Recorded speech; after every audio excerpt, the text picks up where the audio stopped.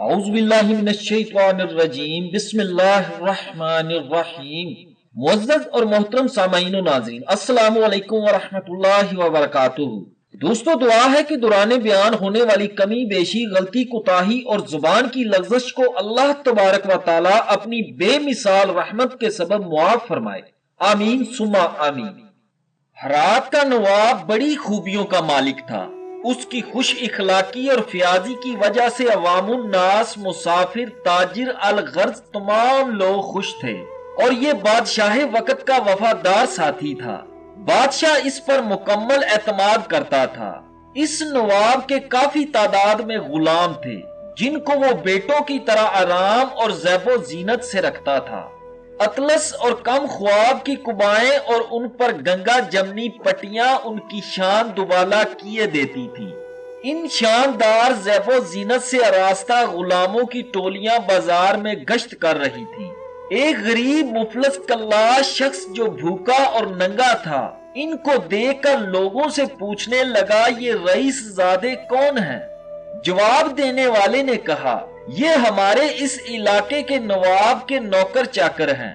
وہ یہ سن کر حیران رہ گیا اور آسمان کی طرف منہ کر کے کہنے لگا، اے خدا، اپنے اس بے نوا دبلے پتلے بندے کو دیکھ کہ سردی کے مارے میرے دانت بج رہے ہیں اور بھوک سے میرا برا حال ہو گیا ہے، اور اس علاقے کے نواب بندہ پرور کو دیکھ کہ اس کے غلام کتنے موٹے، تازے، خوش پوش اور با احتشام ہیں، بے فکری اور فارغ البالی سے ادھر ادھر اتراتے پھر رہے ہیں۔ یہ غریب بالکل محتاج برہنر اور بے نوا تھا، اور جاڑے کی سرد ہواؤں سے ٹھٹر رہا تھا۔ اس لیے بے خودی کے عالم میں شاید اس کو اللہ تبارک و تعالی کی ہزارہ بخشوں پر اعتماد تھا۔ اس ناز سے یہ کلمے کہہ گیا، نعوذ باللہ، یا اللہ، بندہ پروری ہمارے شہر کے اس سخی رئیس سے سیکھ۔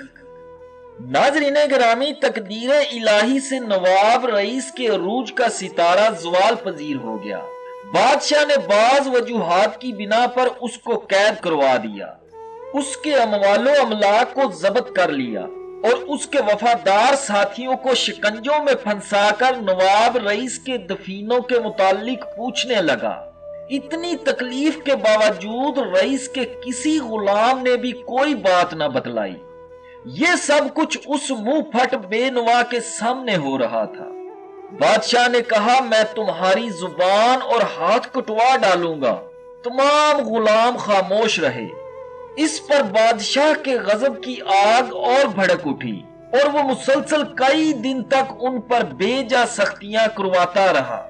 لیکن کیا مجال کہ کسی کی زبان سے اپنے مالک کے متعلق کوئی شکوہ و شکایت یا بھید ظاہر کیا گیا ہو۔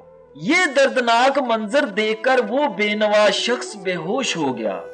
عالم بے ہوشی میں اس نے یہ آواز سنی کہ خالق و مالک سے بد زبانی کرنے والے اور اللہ تعالیٰ کو بندہ پروری کا سبق دینے والے ان غلاموں کی وفاداری دیکھ، ذرا بندہ بننے کا سبق بھی ان غلاموں سے سیکھ۔